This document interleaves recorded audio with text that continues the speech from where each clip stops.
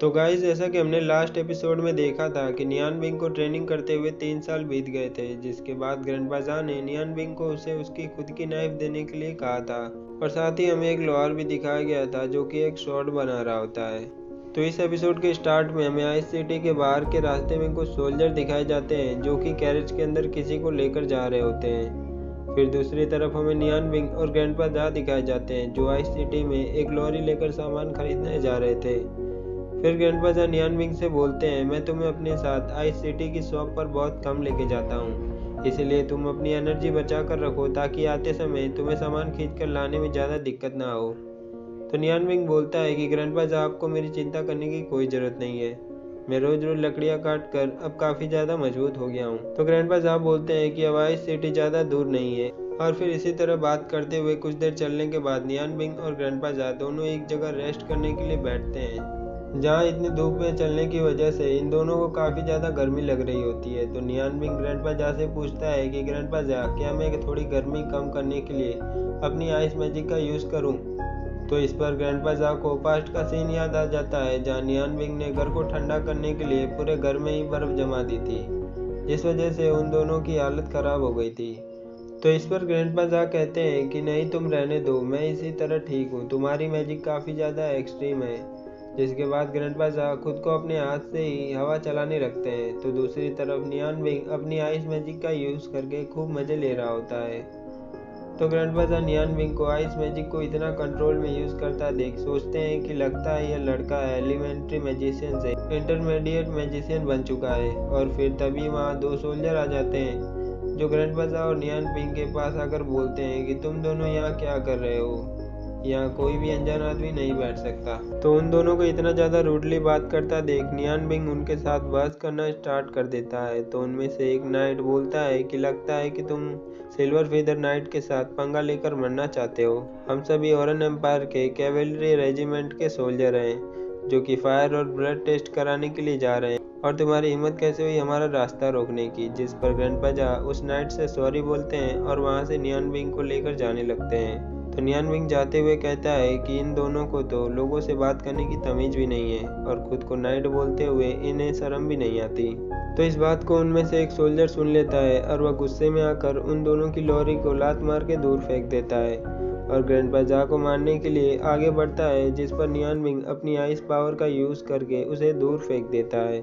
जिसके बाद उस सोल्जर को और ज़्यादा गुस्सा आ जाता है और वह अपनी फायर पावर का यूज़ करके नियान बिंग के ऊपर अटैक करता है, लेकिन नियान बिंग उसके अटैक को डॉज कर लेता है और फिर से उस सोल्जर के ऊपर अटैक करता है, जहां इस बार वह सोल्जर पहले से भी ज़्यादा दूर जाकर गिरता है। तो यह देखकर उसका साथी नियान बिंग के साथ फाइट करने के लिए आगे आता है, लेकिन तभी सिल्वर फीदर नाइट रेजिमेंट का स्क्वाड लीडर फैंग वहाँ पे आ जाता है और आकर उन दोनों सोल्जर को डांटता है। और फिर वह नियान बिंग और ग्रैंडपा जा के पास आकर उन दोनों से माफ़ी मांगता है और कंपनसेशन के तौर पर उन्हें कुछ गोल्डन टोकन देकर वहां से चला जाता है। जिसके बाद ग्रैंडपा जा और नियान बिंग वह दोनों भी वहां से जाने लगते हैं। जहां जाते समय ग्रैंडपा जा उस कैरेज के आसपास इतने ज़्यादा सोल्जर को देखकर सोचते हैं कि जरूर इसके अंदर कोई इंपॉर्टेंट इंसान होगा।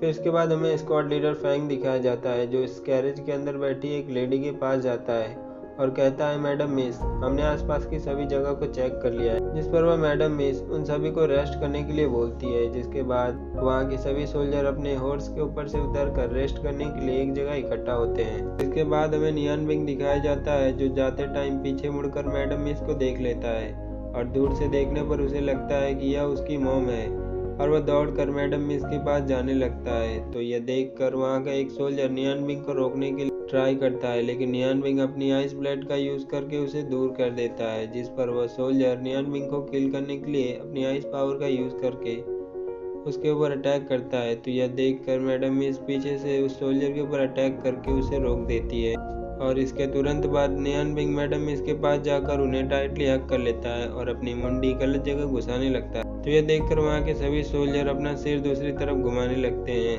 और फिर नियान बिंग मैडम मिस से कहता है कि मम्मी, अब तुम मुझे छोड़कर मत जाना। तो यह सुनकर मैडम मिस की लड़की, जिसका नाम है लिंचन, वह नियान बिंग को धक्का मारती है और कहती है कि तुम मेरी मॉम से दूर रहो।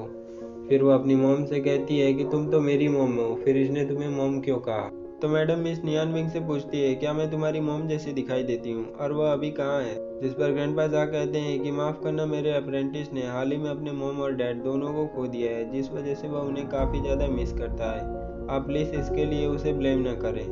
तो मैडम मिस कहती है कि कोई बात नहीं है, वैसे भी ये चाइल्ड काफ़ी ज़्यादा क्यूट है। तो पीछे से लिन चैन गुस्से में बोलती है, लेकिन ये मेरे जितना क्यूट नहीं है, इसके बाल तो कितने येलो हैं, यह तो बहुत ज़्यादा अगली है। तो मैडम मिस लिन चैन को डांटती हैं और नियान विंग के पास जाकर उसे एक जेड पेंडेंट का टोकन देती हैं और कहती हैं अगर फ्यूचर में ओरन एम्पायर में तुम्हें कोई दिक्कत हो तो इस टोकन को दिखा देना, जिससे तुम्हारी काफ़ी ज़्यादा हेल्प हो जाएगी। इसके बाद ग्रैंडपा जा और नियान विंग दोनों मैडम मिस का थैंक यू करके वहाँ से जाने लगते हैं। और उनके जाने के बाद squad leader Fang madam miss के पास आता है और उनसे पूछता है कि मैडम मिस, आपने ऐसे कीमती टियान हुआ पेंडेंट को ऐसे ऑर्डिनरी बच्चे को क्यों दे दिया।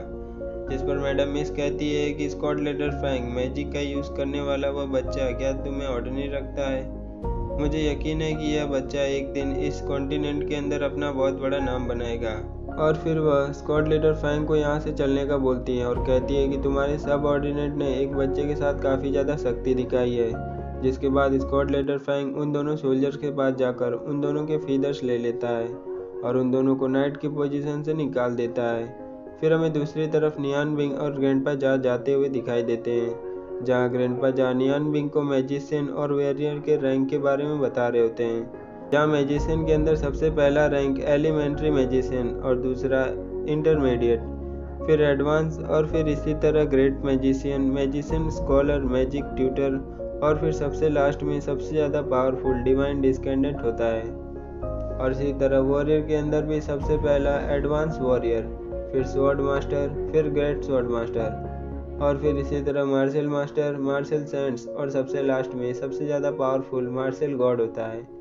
जिसके बाद नियान विंग उस जेड पेंडेंट को बाहर निकालता है और मास्टर को कहता है कि मास्टर ये पेंडेंट काफ़ी ज़्यादा गर्म है। तो मास्टर उस पेंडेंट को लेते हैं और बड़े ध्यान से देखने लगते हैं और वह कहते हैं कि यह एक हेटियन जेड है, ऐसा लगता है कि इसे सूरज की गर्मी के अंदर बनाया गया है। तो नियान विंग उनसे पूछता है कि क्या यह प्रेशियस है। तो मास्टर कहते हैं कि हाँ, यह प्रेशियस से भी ज़्यादा प्रेशियस है। तुम्हें उस मैडम मिस का काफ़ी ज़्यादा थैंक यू करना चाहिए और अगर तुम्हें फ्यूचर में कभी रीपे करने का मौका मिले तो तुम ज़रूर रीपे करना। फिर ग्रैंडपा जा उस जेड के ऊपर लिखे हुए नाम को पढ़ने लगते हैं और हमें पता चलता है कि उन मैडम मिस का नाम यूरुयन है। फिर ग्रैंडपा जा उस जेड पेंडेंट को नियान विंग को वापस कर देते हैं और कहते हैं कि तुम इस पेंडेंट को किसी को भी मत बताना।